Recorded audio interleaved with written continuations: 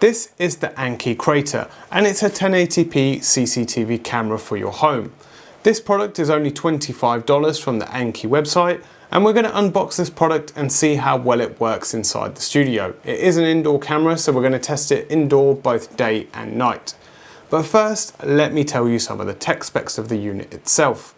It does a 1080p HD video, it has 330 degree pan and 90 degree tilt, with 104 degree wide field of view. It has smart auto tracking, IR sensors for up to 8 meters, human detection, 128 gig micro SD card. They have a cloud recording option too if you want that as well, two-way audio, and also a one-touch siren.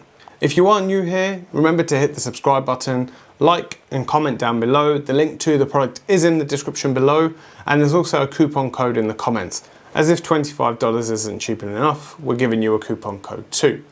Anyway, let's unbox the camera, set it up and see how well it works. So this is a fairly small box, so let's have a quick look and open it up. The camera itself is wrapped up and it's one that just stands on your desk like this. And I'm assuming what we have in here is the USB cable. So we have some screws if you want to wall mount it. I can only assume that's a wall mount for it. We have a USB cable and we have a plug to go with it. With the UK one, you just pop this up and it will fit inside the UK plug. Finally, also inside here, there's a user manual on how to get this set up. So it's telling you to download the app. So we're going to go ahead and do that, and let's give this a test. So the app itself is called Anki Smart. So we click Get. So we go ahead and open the app. We click Agree. And it's going to ask us to sign up. So not signed up with this before, so I'm just going to quickly sign up. Once you go into the app, it's going to ask you if it can send notifications and search for anything via Bluetooth. So I'm assuming the setup of this is done via Bluetooth. So let's go ahead and test it out.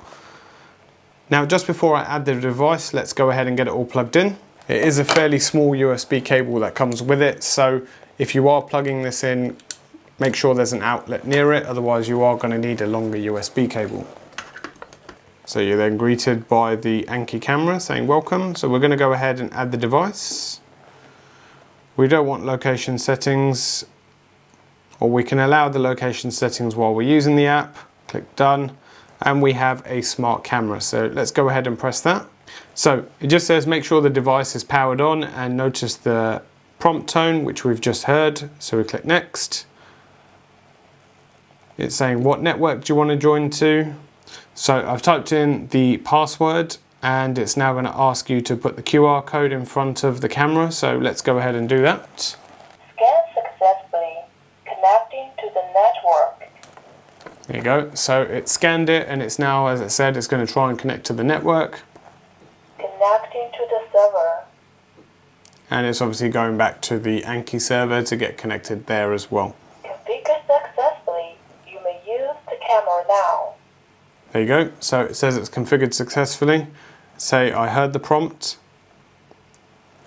And there we go, click done. And there we go, that's the security camera itself. So you can see me in front of it and it's detecting motion. So let's have a little play around with the app and see how it works.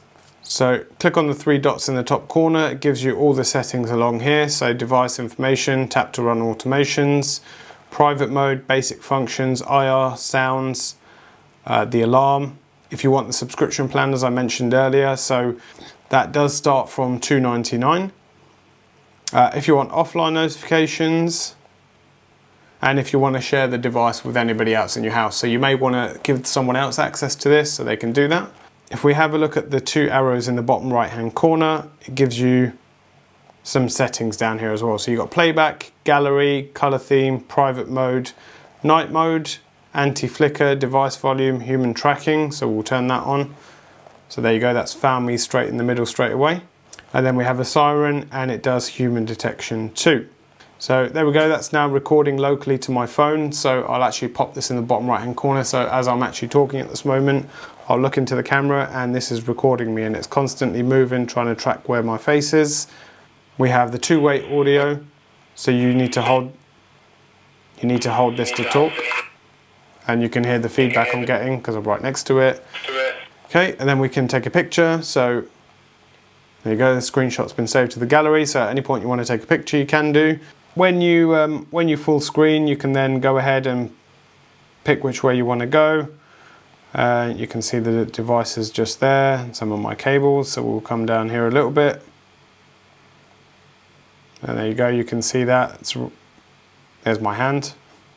So if I come back up, the actual camera itself is actually fairly responsive, so I'm quite impressed with that part of it.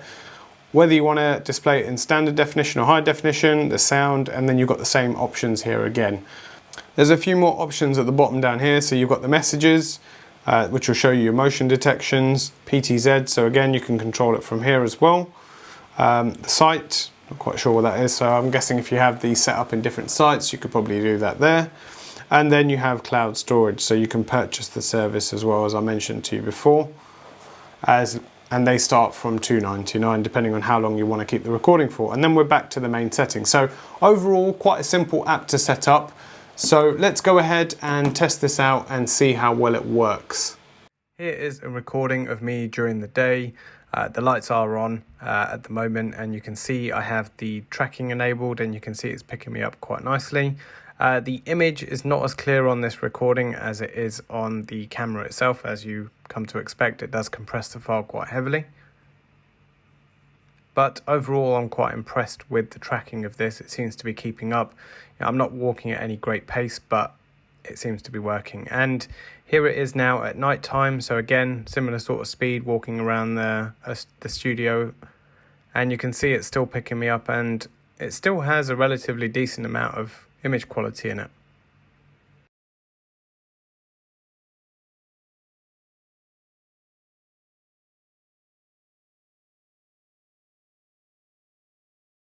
And I don't know why the other part didn't record, but this is the decibel for the siren that's going off, so it's about 80 decibels. So overall, well, what do I think of this camera? For the price point, for $25, it's a really good camera. Would I dot these around my house? Most probably. The night vision's really good. The face tracking is fairly good, the human detection, and the notifications are fairly quick as well. So you're not waiting around for a few minutes for a notification to come through. They were quite instant. Granted, I am on the same network at the moment. I haven't taken myself off the network to see if they're any slower, but generally overall, I think this camera is really good value for its money. The image quality is a lot better than I expected it to be. When you have a camera that comes at this price range, you don't expect the image to be quite good, but overall, I'm actually quite impressed by this. Again, the links are down in the description below if you want to take a look at it. The decibel, it's a little bit lower than I anticipated. You would probably hear it in the same room, maybe the next room, which is 80 decibels, but you won't really get much louder than that in such a small device. Let me know your thoughts down in the comments below, what you think of this unit, whether it's something you would put. Do you have any of the Anki setup at the moment? And would you add this into your setup then? This is Inside Wire, and I'll see you in the next one.